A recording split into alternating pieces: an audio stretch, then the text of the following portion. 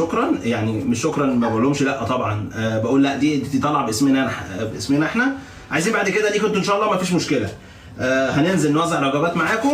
الشيف ندى تسلم ايديها، تعبت معانا النهارده، كانت بتقطع البصل بس ما عملتش اي حاجه، انا عملت كل حاجه.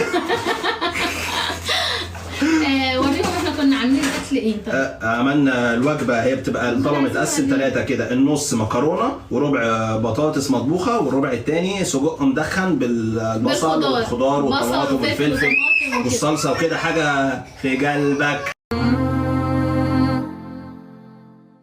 ضع قلبك في كل مكان وتخيل أثر الإحسان، أن تأتي بعطاء يديك كي تصنع فرحة إنسان، أن تنقذ أملا من ياس، أن تمشي في عون الناس. ما أجمل هذا الإحساس، لا يوصف حتما بمعاني. إنسان كوكبي النون، عنواني هو حيث أكون، قلبي بالعالم مسكون، يصعب تحديد العنوان.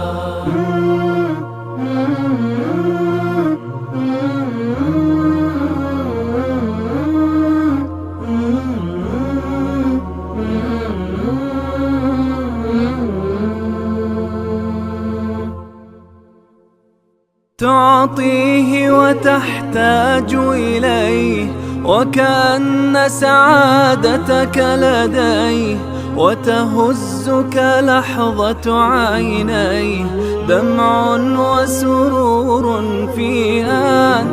لا تسأل من أين تراه، من آدم بأبيك تراه. عش معه أرضا وحياة، حبا مختلف الألوان، بالخير ومنح الرحمات. ستفاجأ بصدى البركات من كل خبايا وجهات، لم تخطر لك في حسبان. إنسان كوكبي النور.